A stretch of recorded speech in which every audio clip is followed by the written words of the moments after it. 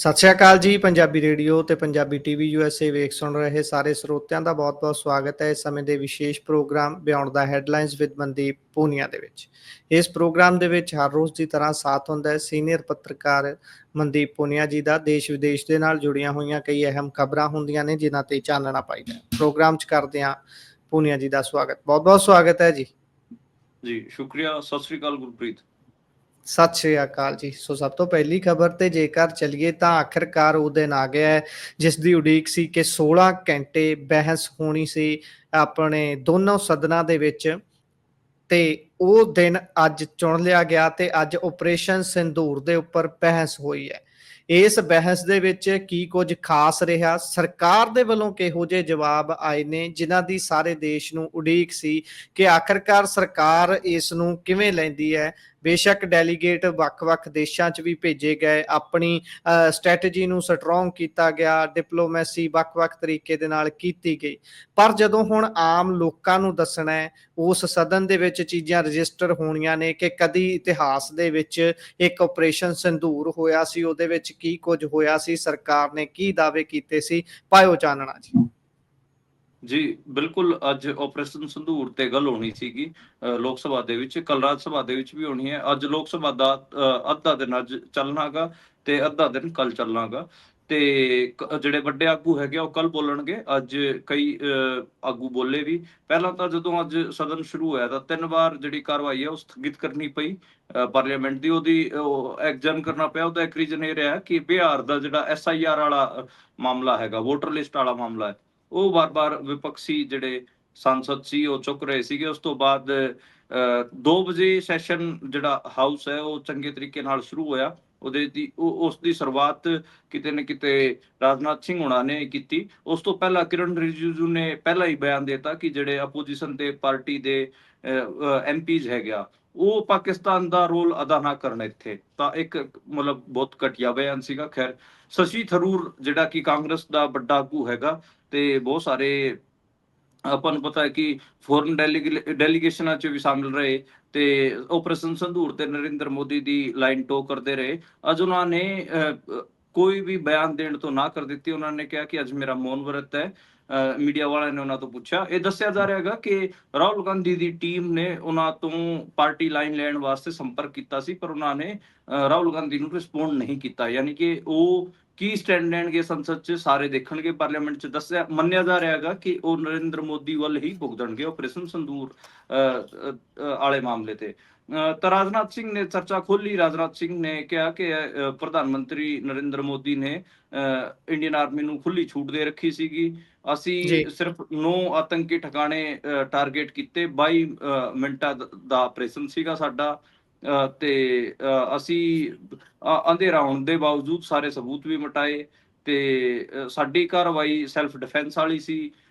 ਮੈਂ ਮਤਲਬ ਬੇਸਿਕਲੀ ਮੈਂ ਉਹਨਾਂ ਦੇ ਪੂਰੇ ਸਪੀਚ ਚੋਂ ਜਿਹੜੇ ਮੇਨ ਪੁਆਇੰਟ ਸੀਗੇ ਉਹ ਲਿਖ ਰੱਖੇ ਨੇ, ਉਹ ਮੈਂ ਪੜ੍ਹ ਕੇ ਆਪਣੇ ਦਰਸ਼ਕਾਂ ਨੂੰ ਦੱਸ ਰਿਹਾ ਹਾਂ। ਉਹਨਾਂ ਨੇ ਫਿਰ ਦੱਸਿਆ ਕਿ ਆਪਰੇਸ਼ਨ ਟਰਾਈ ਸਰਵਿਸ ਕੋਆਰਡੀਨੇਸ਼ਨ ਦਾ ਉਦਾਹਰਣ ਹੈਗਾ।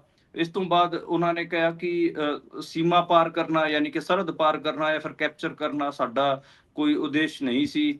ਉਹਨਾਂ ਨੇ ਕਿਹਾ ਕਿ ਅਸੀਂ ਆਪਰੇਸ਼ਨ ਸੰਧੂਰ ਦੁਬਾਰੇ ਤੋਂ ਵੀ ਸ਼ੁਰੂ ਕਰ ਸਕਦੇ ਹਾਂ ਤੇ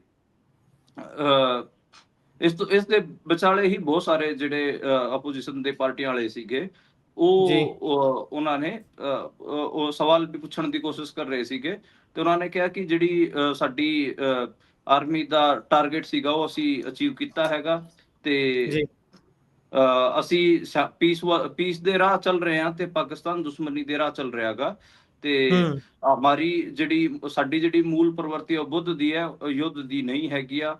ਤੇ ਉਹਨਾਂ ਨੇ ਇਹ ਵੀ ਕਿਹਾ ਕਿ ਅਸੀਂ ਪਾਕਿਸਤਾਨ ਨੂੰ ਉਸੇ ਦੀ ਭਾਸ਼ਾ 'ਚ ਸਮਝਾਇਆ ਤੇ ਇਸ ਤੋਂ ਇਲਾਵੇ ਉਹਨਾਂ ਨੇ ਕਿਹਾ ਕਿ ਜੇ ਲੋੜ ਪਈ ਤਾਂ ਫਿਰ ਅਸੀਂ ਦੁਬਾਰੇ ਪਾਕਿਸਤਾਨ 'ਚ ਵੜ ਕੇ ਉਹਨਾਂ ਨੂੰ ਕੁੱਟਾਂਗੇ ਤੇ ਅੱਜ ਇਹ ਗੱਲ ਉਹਨਾਂ ਵੱਲੋਂ ਕਹੀ ਗਈ।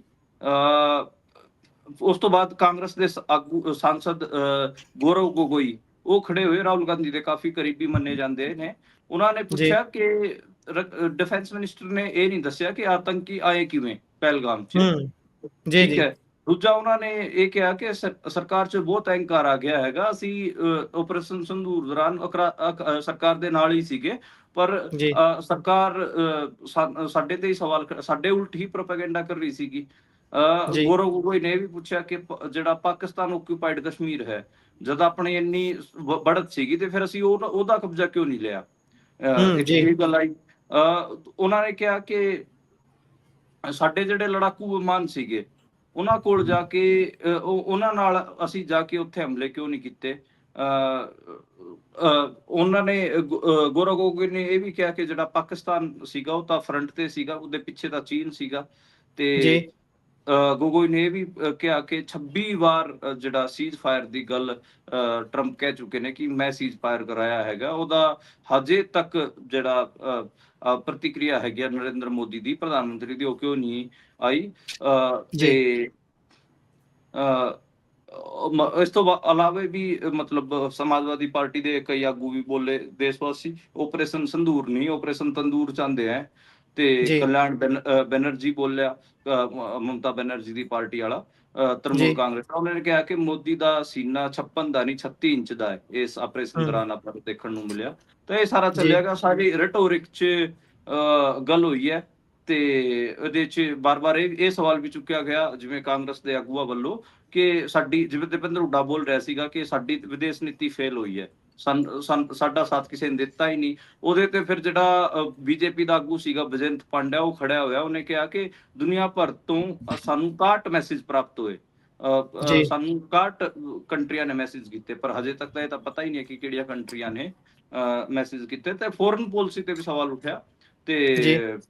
ਫਿਰ ਬੈਜੰਤ ਪਾਂਡਿਆ ਨੇ ਦੀਪਿੰਦਰ ਹੁੱਡਾ ਤੇ ਦੁਬਾਰੇ ਕਾਊਂਟਰ ਅਟੈਕ ਕੀਤੇ। ਜੇ ਪਿਛਲੀ ਸਰਕਾਰਾਂ ਸੀਗੀਆਂ ਉਹ ਤਾਂ ਪਾਕਿਸਤਾਨ ਹੂੰ। ਨੂੰ ਖੁਸ਼ ਕਰਦੀਆਂ ਸੀਗੀਆਂ, ਅਸੀਂ ਉਹਨੂੰ ਜਾ ਕੇ ਅੰਦਰ ਵੜ ਕੇ ਉਹਦੇ ਤੇ ਮਾਰਿਆਗਾ। ਯਾਨੀ ਕਿ ਸਾਰੀ ਹਜੇ ਤਾਂ ਚੁਟਕਲੇਬਾਜ਼ੀ ਹੀ ਚੱਲ ਰਹੀ ਹੈ ਤੇ ਮਤਲਬ ਕੋਈ ਸੀਰੀਅਸ ਤਾਂ ਉਸ ਹਿਸਾਬ ਨਾਲ ਤਾਂ ਦਿਖ ਨਹੀਂ ਰਿਹਾ ਮਾਮਲਾ। ਬਾਕੀ ਜੀ। ਕੱਲ ਅਮਿਤ ਸ਼ਾਹ ਦੱਸਿਆ ਜਾ ਰਿਹਾ ਹੈਗਾ ਕਿ ਕੱਲ ਅਮਿਤ ਸ਼ਾਹ ਹੋਰੀ ਵੀ ਬੋਲਣਗੇ ਜੀ। ਤੇ ਵਿਦੇਸ਼ ਮੰਤਰੀ ਐਸ ਜੈ ਸ਼ੰਕਰ ਹੈਗੇ ਆ, ਜੀ। ਉਹਨਾਂ ਨੇ ਵੀ ਆਪਣੀ ਗੱਲ ਰੱਖੀ ਹੈ ਤੇ ਜੀ। ਹਾਂ।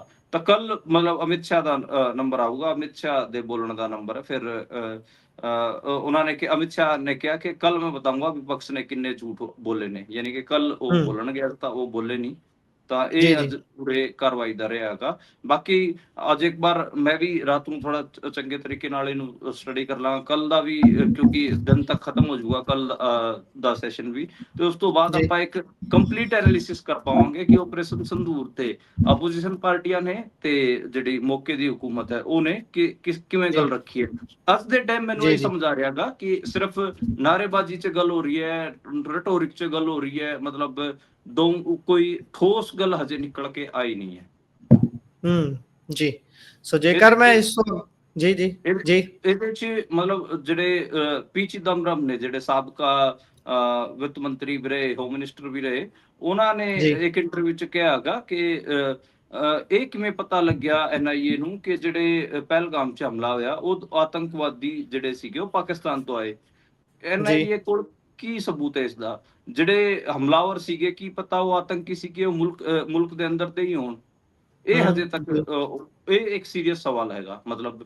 ਤੇ ਅੱਜ ਨਾਲ ਦੀ ਨਾਲ ਟੀਵੀਆਂ ਤੇ ਅਖਬਾਰਾਂ ਤੇ ਇੱਕ ਖਬਰ ਵੀ ਚਲਾਈ ਕਿ ਆਪਰੇਸ਼ਨ ਮਹਾਦੇਵ ਕਰ ਦਿੱਤਾ ਇੰਡੀਅਨ ਆਰਮੀ ਨੇ, ਹੂੰ। श्रीनगर 'ਚ ਆਤੰਕੀ ਮੂਸਾ ਮਾਰ ਦਿੱਤਾ ਹੈ, ਸੁਲੇਮਾਨ ਮਾਰ ਦਿੱਤਾ ਹੈ, ਜਿਹੜਾ ਕਿ ਇਸ ਜਿਹੜਾ ਆਪਰੇਸ਼ਨ ਸੰਦੂਰ ਹੋਇਆ ਸੀ ਉਹਦੇ 'ਚ ਇੱਕ ਮੇਨ ਬੰਦਾ ਸੀਗਾ, ਮੇਨ ਆਰੋਪੀ ਸੀ। ਇਸ ਕਿਸਮ ਦੀਆਂ ਖਬਰਾਂ ਵੀ ਚਲਾਈਆਂ ਗਈਆਂ ਹੈਗੀਆਂ। ਅਪੁਸ਼ਟ ਜਿਹੜੇ ਹਿੰਦੀ ਦੇ ਰਿਪੋਰਟਰ ਸੀਗੇ, ਹਿੰਦੀ ਦੇ ਜਿਹੜੇ ਟੀਵੀ ਦੇ ਜਰਨਲਿਸਟ ਹੈਗੇ ਆ, ਉਹ सिर्फ एक शब्द इस्तेमाल कर रहे सी, अपुष्ट सूत्रों से खबर आ रही है कि पहलगाम आतंकी हमले का जो मुख्य आरोपी था सुलेमान मूसा, उसको भी मार गिराया गया है।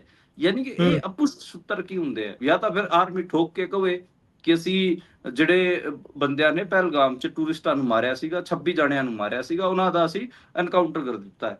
ਇਹ ਫਿਰ ਜੀ। ਮਤਲਬ ਮੀਡੀਆ 'ਚ ਇਹ ਖਬਰਾਂ ਚਲਾਉਣ ਦਾ ਮੈਨੂੰ ਸਮਝ ਆਇਆ ਨਹੀਂ। ਸ਼ਾਇਦ ਅੱਜ ਆਪਰੇਸ਼ਨ ਸੰਦੂਰ ਤੇ ਮਤਲਬ ਪਾਰਲੀਮੈਂਟ 'ਚ ਬਹਿਸ ਹੋਣੀ ਸੀ, ਉਸ ਤੋਂ ਪਹਿਲਾਂ ਇੱਕ ਰਿਕਵਰੀ ਦਾ ਪਲਾਨ ਪਹਿਲਾਂ ਹੀ ਚਲਾ ਦਿੱਤਾ ਗਿਆ ਸੀਗਾ। ਕੀ ਪਤਾ ਕੱਲ ਅਮਿਤ ਸ਼ਾਹ ਆਪਣੇ ਮੂੰਹੋਂ ਬੋਲ ਦੇਣ ਕਿ ਅਸੀਂ ਮਾਰ ਦਿੱਤੇ ਹਨ, ਉਹ ਤਾਂ ਕੱਲ ਪਤਾ ਲੱਗੂਗਾ। ਜਿਵੇਂ ਅੱਜ ਗ੍ਰਹਿ ਮੰਤਰੀ ਨੇ ਕਹਿਤਾ ਸੋਰੀ ਗ੍ਰਹਿ ਮੰਤਰੀ ਕਹਿ ਰਿਹਾ, ਡਿਫੈਂਸ ਮਿਨਿਸਟਰ ਨੇ ਕਹਿਤਾ ਅੱਜ, ਰਾਜਨਾਥ ਸਿੰਘ ਨੇ, ਕਿ ਅਸੀਂ 100 ਜੀ ਤੋਂ ਵੱਧ ਆਤੰਕਵਾਦੀ ਮਾਰ ਦਿੱਤੇ।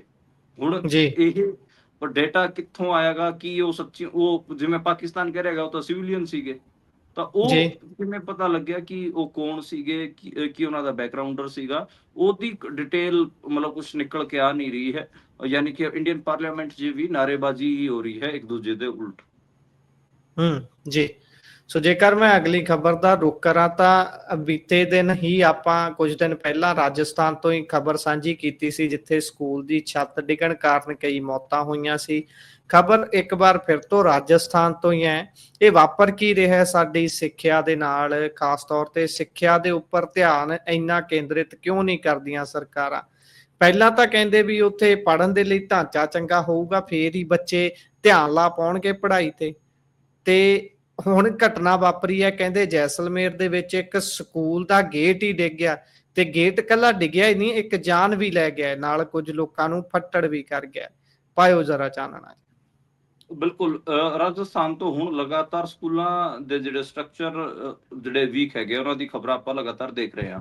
2 ਦਿਨ ਪਹਿਲਾਂ ਆਪਾਂ ਖਬਰ ਸਾਂਝੀ ਕੀਤੀ ਸੀਗੀ ਕਿ ਰਾਜਸਥਾਨ ਦੇ ਝਾਲਾਵਾੜ 'ਚ ਇੱਕ ਸਕੂਲ ਦੀ ਛੱਤ ਡਿੱਗਣ ਕਰਕੇ 7 ਛੋਟੇ ਬੱਚਿਆਂ ਦੀ ਡੈਥ ਹੋ ਗਈ ਸੀ। 19 ਬੱਚੇ ਗੰਭੀਰ ਤੌਰ ਤੇ ਘਾਇਲ ਹਨ, ਉਹਨਾਂ ਦਾ ਇਲਾਜ ਚੱਲ ਰਿਹਾ ਗਾ। ਤੇ ਹੁਣ ਅੱਜ ਖਬਰ ਆਈ ਕਿ ਜੈਸਲਮੇਰ ਦੇ ਵਿੱਚ ਇੱਕ ਸਕੂਲ ਦਾ ਗੇਟ ਡਿੱਗ ਗਿਆ, ਜਿਸ ਦੇ ਥੱਲੇ ਆ ਕੇ ਇੱਕ 5 ਸਾਲ ਦੀ ਬੱਚੀ ਦੀ ਮੌਤ ਹੋਈ ਹੈ, ਤੇ ਇੱਕ ਸਟੂਡੈਂਟ ਦੀ ਮੌਤ ਹੋਈ ਹੈ, 5 ਸਾਲ ਦੀ ਬੱਚੀ ਘਾਇਲ ਹੋਈ ਹੈ, ਤੇ ਇੱਕ ਟੀਚਰ ਵੀ ਘਾਇਲ ਹੋਇਆਗਾ। ਤੇ ਉਦੈਪੁਰ 'ਚ 3 ਕਮਰਿਆਂ ਦਾ ਪਲਾਸਟਰ ਅਤੇ ਜਿਹੜੀ ਸੀਮੈਂਟ ਵਗੈਰਾ ਹੁੰਦੀ ਹੈ ਛੱਤ ਦੀ, ਉਹ ਡਿੱਗੀ ਹੈਗੀ ਆ, ਜਿਹਦੇ ਕਰਕੇ 45 ਬੱਚਿਆਂ ਨੂੰ ਰੈਸਕਿਊ ਕੀਤਾ ਗਿਆ। ਉਹ ਵੀ ਮਸਾ ਮਤਲਬ ਮਸਾ ਬਚੇ ਨੇ ਉਹ ਵੀ। ਇਹ ਲਾਓ ਕਿ ਉਹ ਜੀ ਛੱਤ ਵੀ ਬਾਅਦ 'ਚ ਡਿੱਗ ਗਈ, ਮਤਲਬ ਬੱਚਿਆਂ ਨੂੰ ਜੀ ਕੱਢ ਲਿਆ ਗਿਆ, ਬਾਅਦ 'ਚ ਛੱਤ ਡਿੱਗ ਗਈ। ਤੇ ਏਡੇ ਮਤਲਬ ਇਸ ਕਿਸਮ ਦੇ ਘਟਨਾਕ੍ਰਮ ਲਗਾਤਾਰ ਦੇਖਣ ਨੂੰ ਆ ਰਹੇ। ਮੈਂ ਖਬਰਾਂ ਇਸ ਕਰਕੇ ਲਈਆਂ ਨੇ ਕਿਉਂਕਿ ਜਿਹੜਾ 7 ਬੱਚਿਆਂ ਦੀ ਡੈਥ ਹੋਈ ਰਾਜਸਥਾਨ ਦੇ ਵਿੱਚ ਸਕੂਲ ਦੀ ਛੱਤ ਜੀ ਡਿੱਗਣ ਕਰਕੇ, ਉਹਦੇ ਤੇ ਉੱਥੋਂ ਦੇ ਸਿੱਖਿਆ ਮੰਤਰੀ ਦਲਾਵਰ ਸਿੰਘ ਦਾ ਬਹੁਤ ਘਟੀਆ ਬਿਆਨ ਆਇਆ ਸੀਗਾ। ਦਲਾਵਰ ਸਿੰਘ ਕਹਿੰਦਾ ਕਿ ਹੁਣ ਰਾਜਸਥਾਨ 'ਚ ਤਾਂ ਇੰਨੇ ਸਕੂਲ ਹੈਗੇ, ਅਸੀਂ ਸਾਰਿਆਂ ਦੇ ਇੱਕੋ ਲੱਖ ਤੇ ਥੋੜੀ ਨਾ ਠੀਕ ਕਰ ਦਿਆਂਗੇ, ਉਹ ਤਾਂ ਦੇਖਾਂਗੇ, ਹੌਲੀ ਹੌਲੀ ਹੋਊਗੀ।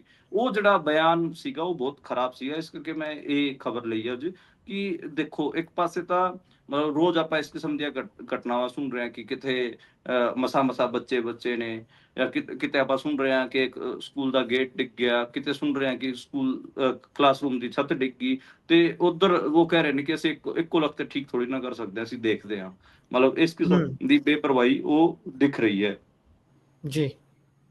ਸੋ ਜੇਕਰ ਮੈਂ ਅੱਗੇ ਚੱਲਾਂ ਤਾਂ ਉੱਧਰ ਜਿਸ ਤਰੀਕੇ ਦੇ ਨਾਲ ਵੋਟਾਂ ਤੇ ਕੱਟ ਲਾਉਣ ਵਾਲਾ ਕੰਮ ਚੱਲ ਰਿਹਾ ਹੈ, ਇਹ ਮੁੱਦਾ ਵਿਧਾਨ ਸਭਾ ਦੇ ਮਾਫ ਕਰਨਾ, ਅੱਜ ਦੋਨਾਂ ਸਦਨਾਂ ਦੇ ਵਿੱਚ ਵੀ ਚਰਚਾ ਦਾ ਵਿਸ਼ਾ ਬਣਿਆ ਰਿਹਾ। ਇਸ ਤੇ ਵੀ ਗੱਲ ਕਰਨ ਦੀ ਮੰਗ ਕੀਤੀ ਜਾ ਰਹੀ ਹੈ। ਕਹਿੰਦੇ 65 ਲੱਖ ਵੋਟਰਾਂ ਦੀਆਂ ਵੋਟਾਂ ਕੱਟੀਆਂ ਜਾਣਗੀਆਂ। ਹਾਂਜੀ, ਇਹ ਪਟਨਾ ਤੋਂ ਹੁਣ ਜਿਵੇਂ ਆਪਾਂ ਪਹਿਲਾਂ ਗੱਲ ਕੀਤੀ ਸੀ ਆਪਣੇ ਬੁਲੇਟਿਨਾਂ 'ਚ ਕਿ 14 ਲੱਖ ਵੋਟਰਾਂ ਨੂੰ ਇਹ ਟਾਰਗੇਟ ਕਰਨਗੇ, ਪਰ ਹੁਣ ਜਿਸ ਹਿਸਾਬ ਨਾਲ SIR ਚੱਲ ਰਿਹਾਗਾ ਤੇ ਉਹ ਵੱਧ ਕੇ 65 ਲੱਖ ਹੋ ਚੁੱਕਿਆਗਾ। 65 ਲੋਕਾਂ ਦੇ ਨਾਮ ਕੱਟੇ ਜਾ ਸਕਦੇ ਨੇ। ਹਰ ਜਿਹੜੀ ਕਾਂਸਟੀਚੁਐਂਸੀ ਦੇ ਵਿੱਚ ਤਕਰੀਬਨ 26,000 ਨਾਂ ਕੱਟੇ ਜਾ ਸਕਦੇ ਨੇ, ਇਹ ਗੱਲ ਕਹੀ ਜਾ ਰਹੀ ਹੈ।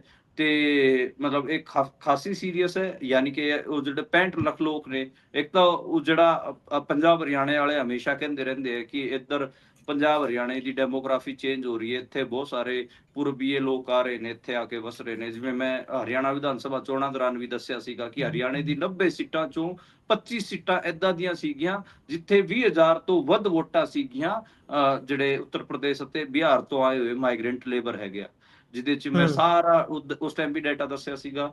ਆਪਾਂ ਜੇ 117 ਕੰਸਟੀਟੂਐਂਸੀਆਂ ਪੰਜਾਬ ਦੀ ਵੀ ਚੈੱਕ ਕਰਨ ਲੱਗ ਜਾਵਾਂਗੇ ਤਾਂ ਮੇਰਾ ਮੰਨਣਾ ਘੱਟੋ ਘੱਟ 20 ਕੰਸਟੀਟੂਐਂਸੀਆਂ ਏਦਾਂ ਦੀਆਂ ਨਿਕਲਣਗੀਆਂ ਜਿੱਥੇ ਪ੍ਰਵਾਸੀ ਵੋਟਰ ਹੈਗੇ ਆ, ਠੀਕ ਠਾਕ ਸਥਿਤੀ 'ਚ ਹੈਗੇ ਆ।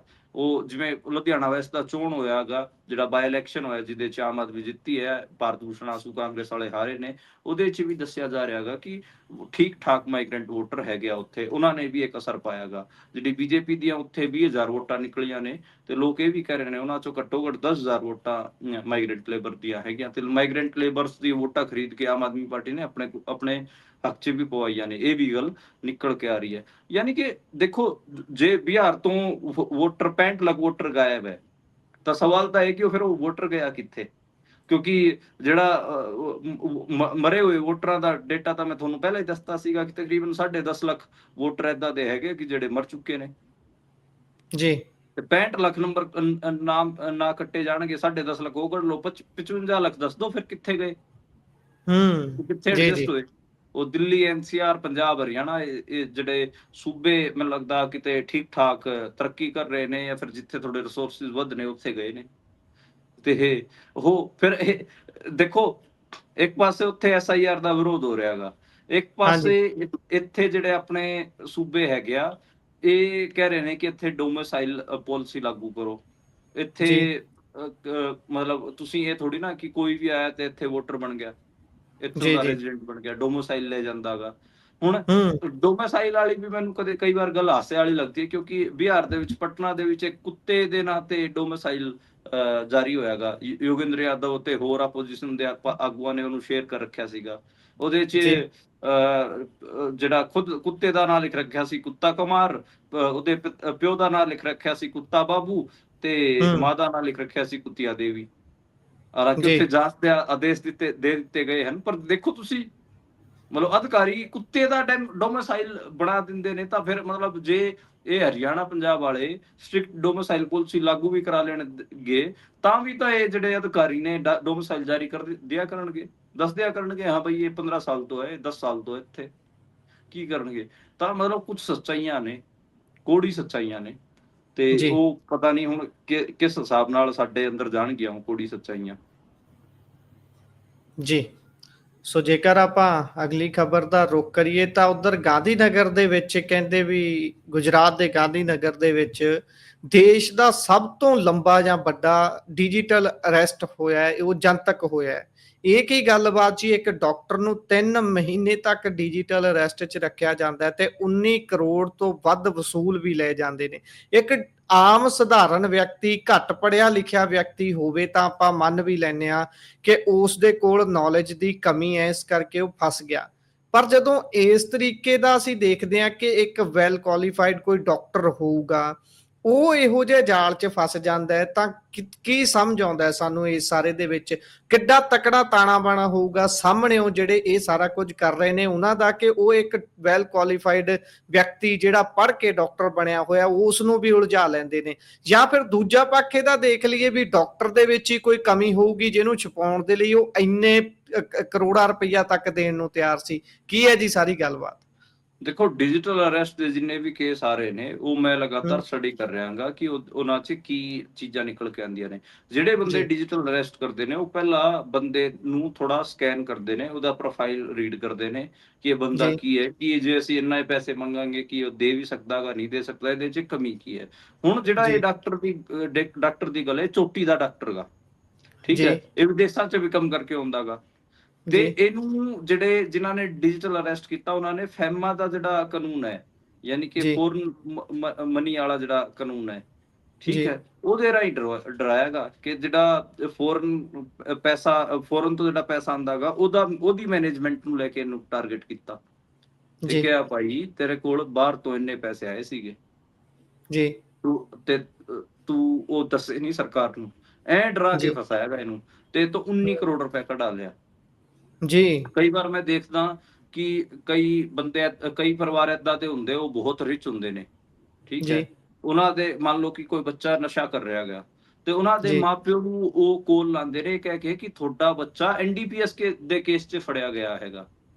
ਹੂੰ, ਜੀ, ਤਾਂ ਮਤਲਬ ਉਹ ਇੱਕ ਕਮੀ ਲੱਭ ਲੈਂਦੇ ਨੇ ਛੋਟੀ ਜੀ, ਜੀ, ਜੀ, ਉਹਨੂੰ ਬਹੁਤ ਤਰੀਕੇ ਨਾਲ ਫਿਰ ਉਹ ਪੇਸ਼ ਕਰਦੇ ਨੇ, ਇਸ ਕਰਕੇ ਫਸਦੇ। ਮਤਲਬ ਇਹ ਤਾਂ ਜੀ, ਤੁਸੀਂ ਸਹੀ ਕਹਿ ਰਹੇ ਹੋ, ਗਰੀਬ ਬੰਦਾ ਤਾਂ ਫਸਦਾ ਸਮਝ ਵੀ ਆਵੇ ਤਾਂ ਬਹੁਤ ਜਿਹੜਾ ਵਿਦੇਸ਼ਾਂ ਤੱਕ ਕੰਮ ਕਰਕੇ ਆ ਚੁੱਕਿਆ ਹੋਵੇ ਡਾਕਟਰ, ਜੀ, ਵਿਦੇਸ਼ਾਂ 'ਚ ਜਿਹਦਾ ਨਾ ਹੋਵੇ, ਹੂੰ, ਉਹ ਫਸਿਆ ਹੈ ਜੀ। ਇੱਕ ਪਾਸੇ ਤਾਂ 19 ਕਰੋੜ ਰੁਪਏ ਵਾਲੇ ਡਿਜੀਟਲ ਅਰੈਸਟ ਹੋ ਰਹੇ ਨੇ, ਦੂਜੇ ਪਾਸੇ ਮੈਂ ਤੋਂ ਅਗਲੀ ਖਬਰ ਤੁਹਾਨੂੰ ਦੱਸਦਾ ਕਿ ਜੀ, ਇੰਡੀਆ ਦੇ ਵਿੱਚ ਹੁਣ ਕਈ ਥਾਵਾਂ ਤੋਂ ਇੱਕ ਚੀਜ਼ ਨਿਕਲ ਕੇ ਆ ਰਹੀ ਹੈ ਕਿ ਸਭ ਤੋਂ ਗਰੀਬ ਆਦਮੀਆਂ ਦਾ ਵੀ ਪਤਾ ਲੱਗ ਰਿਹਾ ਹੈਗਾ।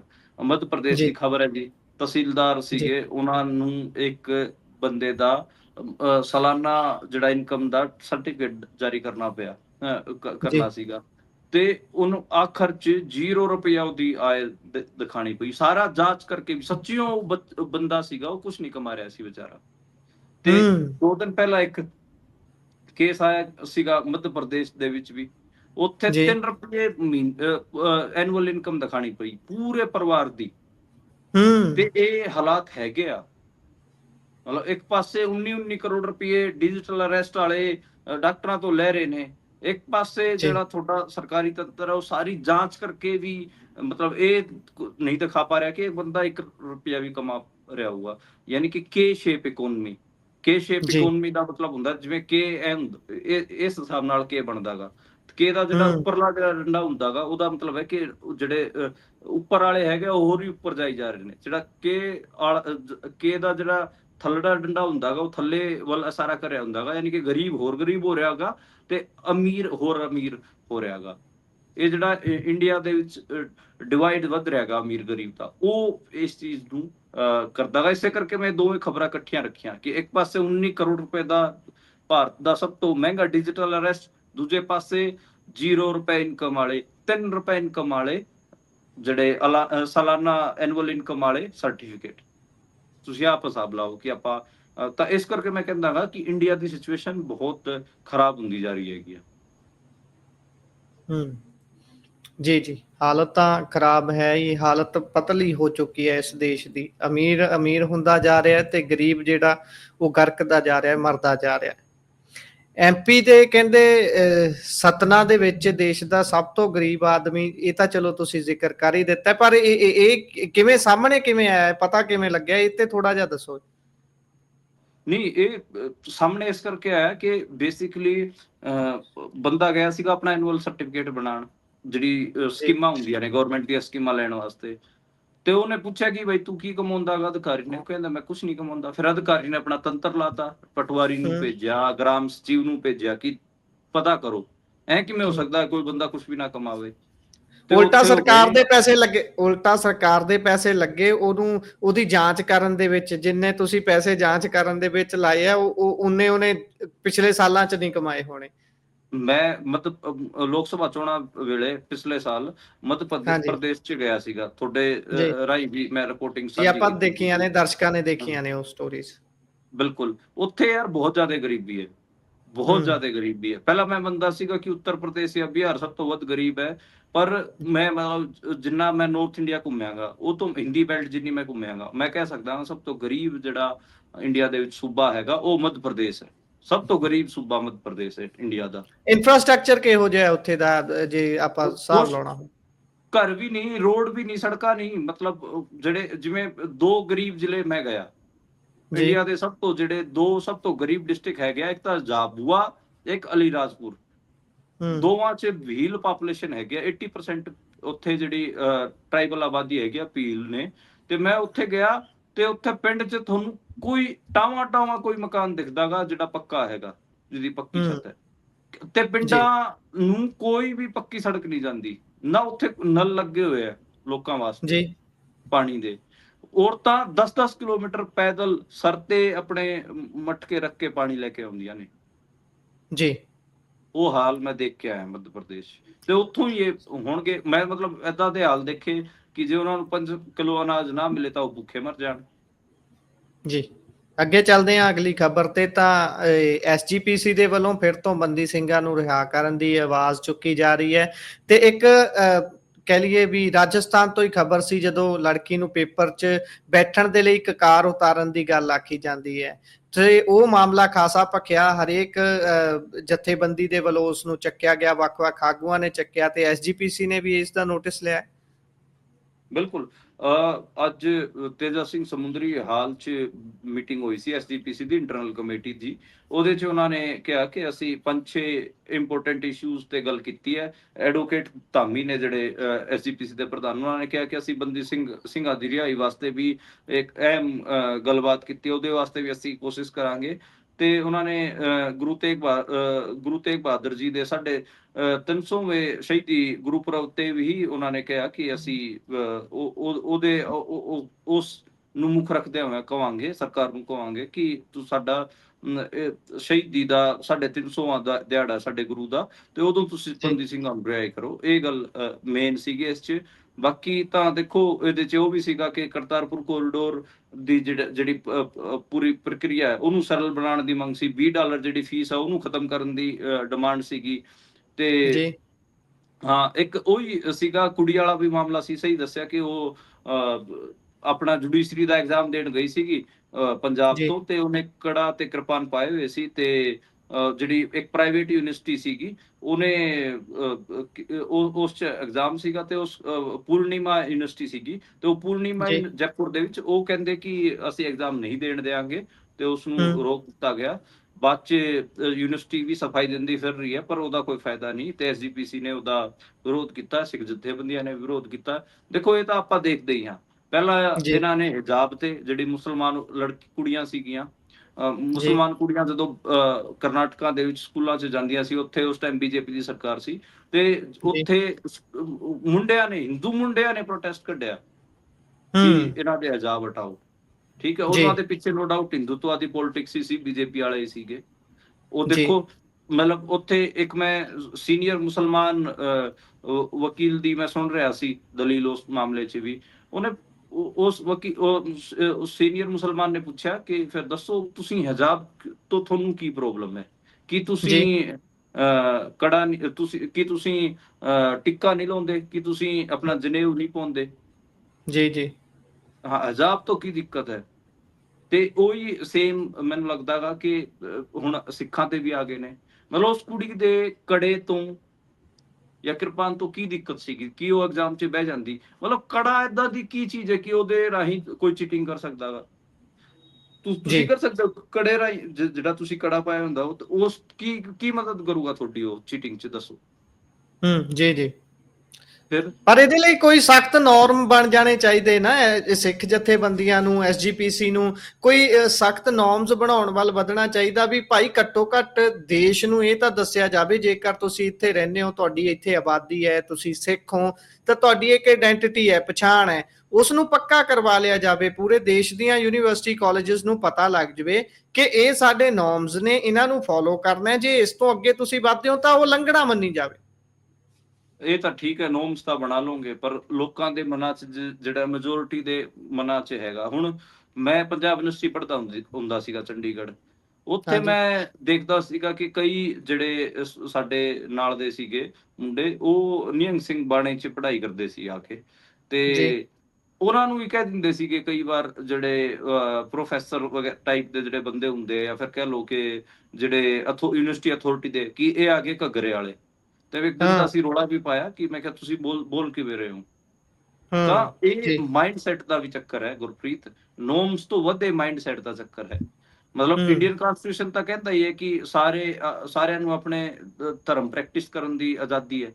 ਮਤਲਬ ਜੀ, ਕਾਨੂੰਨ 'ਚ ਤਾਂ ਹੈ ਆਲਰੇਡੀ। ਜੀ, ਜੀ, ਕਾਨੂੰਨ ਤੁਸੀਂ ਹੋਰ ਕੀ ਨੋਰਮਸ ਕੀ ਬਣਾਉਂਗੇ? ਉਹ ਤਾਂ ਕਾਨੂੰਨ ਤਾਂ ਇੰਡੀਅਨ ਕਨਸਟੀਟਿਊਸ਼ਨ ਤਾਂ ਕਹਿ ਹੀ ਰਿਹਾ ਗਾ।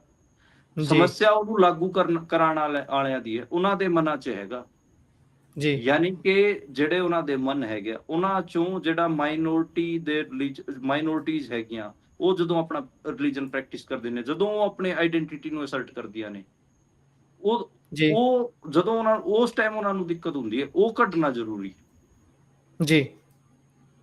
ਸੋ ਜੇਕਰ ਮੈਂ ਅੱਗੇ ਚੱਲਾਂ ਤਾਂ ਲੈਂਡ ਪੂਲਿੰਗ ਦਾ ਖਾਸਾ ਵਿਰੋਧ ਪੰਜਾਬ ਦੇ ਵਿੱਚ ਹੋ ਰਿਹਾ ਹੈ, ਇੱਥੇ ਤੱਕ ਕਿ ਮਾਲਵਿੰਦਰ ਕੰਗ ਐਮਪੀ ਨੇ ਜਿਹੜੇ ਅਨੰਦਪੁਰ ਸਾਹਿਬ ਤੋਂ ਪੋਸਟ ਪਾਉਂਦੇ ਨੇ, ਪਰ ਬਾਅਦ ਦੇ ਵਿੱਚ ਪਤਾ ਨਹੀਂ ਕਿਹੜਾ ਦਬਾਅ ਪੈਂਦਾ ਹੈ, ਉਹ ਡਿਲੀਟ ਕਰ ਜਾਂਦੇ ਨੇ। ਜਿਸ ਤਰੀਕੇ ਦਾ ਵਿਰੋਧ ਹੋ ਰਿਹਾ, ਜਾਪਦਾ ਐ ਕਿ ਬਹੁਤਾ ਸਮਾਂ ਸਰਕਾਰ ਨਹੀਂ ਟਿਕ ਸਕੂਗੀ, ਵਾਪਸ ਪਾਲਿਸੀ ਲੈਣੀ ਪਊਗੀ। ਪਰ ਜਦੋਂ ਦੂਜੇ ਪਾਸੇ ਇਹ ਸੋਚਦੇ ਆ ਕਿ ਇਹਦੇ ਪਿੱਛੇ ਜਿਨ੍ਹਾਂ ਦਾ ਮਾਈਂਡ ਅਪਲਾਈ ਹੋਇਆ ਉਹ ਇੰਨੀ ਛੇਤੀ ਮੰਨਣ ਵਾਲੇ ਨਹੀਂ ਨੇ, ਤੇ ਜਿਨ੍ਹਾਂ ਨੂੰ ਇਸ ਨੇ ਫਾਇਦਾ ਪਹੁੰਚਾਉਣਾ ਹੈ ਉਹ ਵੀ ਇਹ ਖਾਸਾ ਅੜਨਗੇ, ਹਾਲੇ ਸਰਕਾਰ ਦਾ ਜ਼ੋਰ ਲਵਾਉਣਗੇ। ਪਰ ਕੀ ਕਹਿੰਦੇ ਹੋ, ਅੰਮ੍ਰਿਤਸਰ ਦੇ ਵਿੱਚ ਵਿਰੋਧ ਪ੍ਰਦਰਸ਼ਨ ਹੋਇਆ, ਪੰਧੇਰ ਹੋਣੀ ਗੱਲ ਕੀਤੀ ਹੈ, ਵੱਖ-ਵੱਖ ਪਿੰਡਾਂ ਦੇ ਵਿੱਚ ਵੀ ਲਗਾਤਾਰ ਮਤੇ ਪੈ ਰਹੇ ਨੇ, ਇਸ ਤੇ ਲਗਾਤਾਰ ਗੱਲ ਹੋ ਰਹੀ ਹੈ। ਅਸੀਂ ਵੀ ਬਾਹਰ ਜਾ ਕੇ ਲਗਾਤਾਰ ਕਵਰੇਜ ਕਰ ਰਹੇ ਹਾਂ, ਆਏ ਦਿਨ ਕੋਈ ਨਾ ਕੋਈ ਵੱਡਾ ਕਹਿ ਲਈਏ ਇਕੱਠ, ਵੱਡੇ ਪ੍ਰੋਗਰਾਮ ਹੋ ਰਹੇ ਨੇ। ਹਾਂਜੀ, ਅੱਜ ਅੰਮ੍ਰਿਤਸਰ ਦੇ ਵਿੱਚ ਵੀ, ਜਲੰਧਰ ਦੇ ਵਿੱਚ ਵੀ ਕਈ ਥਾਵਾਂ ਤੇ ਅੱਜ ਆਪਾਂ ਦੇਖਿਆ ਕਿ ਇਹਦੇ ਉਲਟ ਅੰਦੋਲਨ ਹੋਏ ਹੈਗੇ। ਸਰਵਣ ਸਿੰਘ ਪੰਧੇਰ ਨੇ ਕਿਹਾ ਕਿ 1 ਏਕੜ ਜ਼ਮੀਨ 'ਚ 4840 ਗਜ ਹੁੰਦੇ ਨੇ, ਤੇ ਤੁਹਾਨੂੰ ਵਾਪਸ ਇਹ ਦੇਣਗੇ ਸਿਰਫ 1200 ਗਜ, ਤੇ ਬਾਕੀ ਦੇ ਜਿਹੜੇ 3600 ਗਜ ਹੈਗੇ ਆ, ਉਹ ਕਿੱਥੇ ਗਏ? ਮਤਲਬ ਜੀ, ਤੁਸੀਂ ਇਹ ਕਹਿ ਰਹੇ ਹੋ ਕਿ ਮਤਲਬ 1/3 ਜ਼ਮੀਨ ਤੁਹਾਡੀ ਅਸੀਂ ਲੈ ਲੈਾਂਗੇ, ਤੇ ਤੁਸੀਂ ਜੀ, 1/4 ਆਪਣੀ ਜ਼ਮੀਨ ਦਾ ਚੌਥਾ ਹਿੱਸਾ ਆਪ ਖੁਦ ਰੱਖੋ, ਤੇ ਬਾਕੀ 3 ਜੀ, ਹਿੱਸੇ ਸਾਨੂੰ ਦੇ ਦਿਓ। ਡਿਵੈਲਪਮੈਂਟ ਦੇ ਨਾਂ ਤੇ। ਮੰਨ ਲਓ ਰੋਡ ਵੀ ਬਣਨੇ ਨੇ, ਸੜਕਾਂ ਬਣਨੀਆਂ ਨੇ, ਸਾਰਾ ਕੁਝ ਬਣਨਾ ਹੈਗਾ। ਤੁਸੀਂ ਐਂ ਕਰੋ ਜੀ ਫਿਰ, ਮਤਲਬ ਜੇ ਲੈਂਡ ਪੂਲਿੰਗ ਕਰਨੀ ਹੈ, ਮੈਂ ਤਾਂ ਇਹ ਕਹਿੰਦਾ ਜੀ ਕਿ ਜੇ ਲੈਂਡ ਜੀ ਜੀ ਪੂਲਿੰਗ ਕਰਨੀ ਹੈ, ਜੇ ਉੱਥੇ ਰੈਜ਼ੀਡੈਂਸ਼ੀਅਲ ਸੁਸਾਇਟੀ ਬਣਾਣੀ ਹੈ, ਤਾਂ ਜੀ ਮਤਲਬ ਜਿਹੜਾ 4840 ਗਜ ਹੈ, ਉਹਦੇ ਚ ਮੰਨ ਜੀ ਲਓ 1000 ਗਜ ਚ ਸੜਕ ਬਣ ਗਈ, ਜੀ ਜਿਹੜਾ ਗਲੀਆਂ ਬਣਨੀਆਂ ਹੋਣਗੀਆਂ ਉਹ ਬਣ ਗਈਆਂ, ਬਾਕੀ ਜੀ 3800 ਗਜ ਵਾਪਸ ਦੇ ਦਿਓ। 1200 ਗਜ ਹੂੰ ਦੇਣ ਦਾ ਕੀ ਮਤਲਬ ਹੈ? ਜੀ ਜੀ ਤੁਹਾਨੂੰ ਇੰਨੀ ਡਿਵੈਲਪਮੈਂਟ ਦੀ ਪਈ ਹੈ ਤਾਂ ਇਹ ਕਰ ਲਓ। ਮਤਲਬ ਤੁਸੀਂ ਹੂੰ ਕਹਿ ਰਹੇ ਹੋ ਕਿ 3 ਹਿੱਸੇ ਤੁਹਾਡੀ ਜ਼ਮੀਨ ਦੇ ਅਸੀਂ ਰੱਖਾਂਗੇ, ਤੁਹਾਨੂੰ ਸਿਰਫ ਇੱਕ ਹਿੱਸਾ ਦੇਵਾਂਗੇ। ਉਸ ਤੋਂ ਬਾਅਦ ਵੀ ਜਿਹੜਾ ਉਹਨਾਂ ਦਾ ਹਿੱਸਾ ਵੀ ਡਿਵੈਲਪ ਕਰਕੇ ਦੇਣਾ, ਉਹਦੇ ਵੀ ਪੈਸੇ ਦੇਣੇ ਪੈਣਗੇ। ਗਮਾਡਾ ਦੇ ਅੰਡਰ 1 ਕਰੋੜ ਰੁਪਈਆ ਤੇ ਬਾਕੀ ਸਾਰੀਆਂ ਜਿੰਨੀਆਂ ਵੀ ਹਾਊਸਿੰਗ ਅਥਾਰਟੀਜ਼ ਨੇ ਉਹਨਾਂ ਦੇ ਅੰਡਰ 2-2 ਕਰੋੜ ਰੁਪਈਆ ਬਿਲਕੁਲ। ਤਾਂ ਐਕਸਟਰਨਲ ਇਹ ਡਿਵੈਲਪਮੈਂਟ ਚਾਰजेस। ਬਿਲਕੁਲ ਇਹ ਬਹੁਤ ਖਰਾਬ ਹੈ। ਤੁਸੀਂ ਸਹੀ ਕਿਹਾ ਕਿ ਜਿਹੜਾ ਇਹਨਾਂ ਦੇ ਮਾਲਵਿੰਦਰ ਕੰਗ ਹੈਗੇ, ਕਿਉਂਕਿ ਉਹ ਕਿਸਾਨ ਅੰਦੋਲਨ ਚ ਵੀ ਸ਼ਾਮਿਲ ਰਹੇ ਸੀ, ਮੇਰੇ ਨਾਲ ਵੀ ਉਹਨਾਂ ਦੀ ਗੱਲਬਾਤ ਹੁੰਦੀ ਰਹੀ ਹੈ, ਸਾਡੇ ਸੀਨੀਅਰ ਹੁੰਦੇ ਸੀ ਪੰਜਾਬ ਯੂਨੀਵਰਸਿਟੀ ਚ, ਤੇ ਉਹਨਾਂ ਨੇ ਬੀਜੇਪੀ ਤੋਂ ਅਸਤੀਫਾ ਦੇ ਕੇ ਉੱਥੇ ਕਿਸਾਨ ਅੰਦੋਲਨ ਚ ਸਮਾਂ ਲਾਇਆ ਸੀਗਾ, 1.25 ਸਾਲ ਉੱਥੇ ਹੀ ਸੀਗੇ ਉਹ। ਉਸ ਤੋਂ ਬਾਅਦ ਜੀ ਆ ਕੇ ਉਹ ਆਮ ਆਦਮੀ ਪਾਰਟੀ ਉਹਨਾਂ ਨੇ ਜੁਆਇਨ ਕੀਤੀ ਸੀਗੀ। ਚਲੋ ਹੁਣ ਉਹਨਾਂ ਦੀ ਜਿਹੜੀ ਮਿਹਨਤ ਸੀ ਉਹ ਵੀ ਰੰਗ ਲਾਈ, ਉਹ ਸੰਸਦ ਵੀ ਬਣ ਗਏ, MP ਵੀ ਬਣ ਗਏ। ਕਿਤੇ ਨਾ ਕਿਤੇ ਹੂੰ ਦਿਲੋਂ ਆਵਾਜ਼ ਤਾਂ ਆਉਂਦੀ ਹੈ। 1.25 ਸਾਲ ਉਹ ਸੜਕਾਂ ਤੇ ਰਹੇ ਨੇ ਤੇ ਉਹਨਾਂ ਦੀ ਜੀ ਜੀ ਆਵਾਜ਼ ਤਾਂ ਬਣਦੀ ਸੀ। ਉਹਨਾਂ ਨੇ ਚੁੱਕੀ, ਜੀ ਡਿਲੀਟ ਕਰਨਾ ਪੈ ਗਿਆ, ਪਾਰਟੀ ਦਾ ਤਮਾਮ ਪ੍ਰੈਸ਼ਰ ਹੁੰਦਾ, ਉਹ ਆਪਾਂ ਨੂੰ ਪਤਾ ਹੈ। ਪਰ ਉਹਨਾਂ ਨੇ ਇੱਕ ਵਾਰ ਜੀ ਜੁਰਤ ਕਰਕੇ ਦਿਖਾਤੀ ਕਿ ਤੁਹਾਨੂੰ ਗੱਲ ਕਰਨੀ ਪਊਗੀ, ਤੇ ਪੰਜਾਬ ਦੇ ਕਿਸਾਨ ਜੁਰਤ ਕਰਕੇ ਦਿਖਾ ਦੇਣਗੇ ਕਿ ਇਹਨਾਂ ਨੂੰ ਵਾਪਸ ਲੈਣੀ ਪਊਗੀ। ਇਹ ਜਿਹੜਾ ਇਲੈਕਸ਼ਨਾਂ ਵਾਸਤੇ ਆਉਣ ਵਾਲੇ ਜਿਹੜੇ 2027 ਦੇ ਇਲੈਕਸ਼ਨ ਹੈਗੇ, ਉਹਨਾਂ ਵਾਸਤੇ ਜਿਹੜਾ ਪੈਸਾ ਇਕੱਠਾ ਕਰਨ ਦੀ ਸੋਚ ਰਹੇ ਨੇ, ਉਹਨਾਂ ਤੇ ਤਾਂ ਕਿਸਾਨ ਪਾਣੀ ਫੇਰਨਗੇ। ਜੀ ਇਹ ਇੱਕ ਗੱਲ ਇਹ ਵੀ ਹੈ ਨਾ ਇਸ ਦੇ ਵਿੱਚ, ਇਹ ਪਾਰਟੀ ਦੀ ਕਿਹੋ ਜੀ ਹਾਲਤ ਹੈ ਅੰਦਰਲੇ ਬੰਨਿਓ ਉਹ ਵੀ ਦਰਸਾਉਂਦਾ ਹੈ। ਪਹਿਲਾਂ ਐ ਤਾਂ ਨਹੀਂ ਹੈ ਸਿੱਧੀ ਪੋਸਟ ਪਾਤੀ ਹੋਊਗੀ, ਪਹਿਲਾਂ ਅੰਦਰ ਗੱਲ ਕੀਤੀ ਹੋਊਗੀ, ਕੁਝ ਨਹੀਂ ਹੱਥ ਪੱਲੇ ਪਿਆ, ਫੇਰ ਹੀ ਬੰਦਾ ਬਾਹਰ ਹੱਥ ਪੱਲਾ ਮਾਰਦਾ ਹੈ। ਪਰ ਉਸ ਤੋਂ ਵੀ ਅੱਗੇ ਫਿਰ ਦੇਖੋ ਪ੍ਰੈਸ਼ਰ ਕਿੰਨਾ ਹੁੰਦਾ ਹੈ। ਇੱਕ ਵਿਅਕਤੀ ਸਰਵਜਨਕ ਤੌਰ ਤੇ ਕੋਈ ਗੱਲ ਕਹਿ ਕੇ ਪੋਸਟ ਕਰਕੇ ਬਾਅਦ ਚ ਉਸ ਨੂੰ ਡਿਲੀਟ ਕਰ ਜਾਂਦਾ, ਉਸਦੇ ਪ੍ਰਭਾਵ ਉਸ ਨੂੰ ਵੀ ਪਤਾ ਹੁੰਦੇ ਨੇ। ਰਾਤ ਨੂੰ ਤੁਸੀਂ ਕੁਝ ਪੋਸਟ ਕਰਦੇ ਹੋ, ਮਿੰਟ ਦੇ ਵਿੱਚ ਰਾਤੋਂ ਰਾਤ ਹੀਰੋ ਬਣ ਜਾਂਦੇ ਹੋ ਕਿਸਾਨਾਂ ਦੇ, ਪਰ ਅਗਲੇ ਦਿਨ ਜਦੋਂ ਤੁਸੀਂ ਡਿਲੀਟ ਕਰਦੇ ਹੋ, ਤੁਸੀਂ ਪਹਿਲਾਂ ਜੋ ਸੀ ਉਸ ਤੋਂ ਵੀ ਹੇਠਾਂ ਡਿੱਗ ਜਾਂਦੇ ਹੋ ਇੱਕ ਤਰੀਕੇ ਦੇ ਨਾਲ। ਬੇਸ਼ੱਕ ਪਹਿਲਾਂ ਉਹਨਾਂ ਦੀ ਤਾਰੀਫ ਵੀ ਕਈ ਲੋਕਾਂ ਨੇ, ਕਈ ਜਰਨਲਿਸਟ ਨੇ ਕੀਤੀ ਸੀ। ਤੇਜ਼ੀ ਦੇ ਨਾਲ ਆਉਂਦੇ ਆ ਅਗਲੀਆਂ ਖਬਰਾਂ ਤੇ, ਥੋੜਾ ਚਾਨਣਾ ਪਾ ਦਿਓ। ਮਜੀਠੀਆ ਦੇ ਸੁਣਵਾਈ ਦੀ ਲਾਈਵ ਸਟ੍ਰੀਮਿੰਗ ਦੀ ਮੰਗ ਹੋ ਰਹੀ ਹੈ, ਕੌਣ ਕਰ ਰਿਹਾ ਇਹ ਮੰਗ?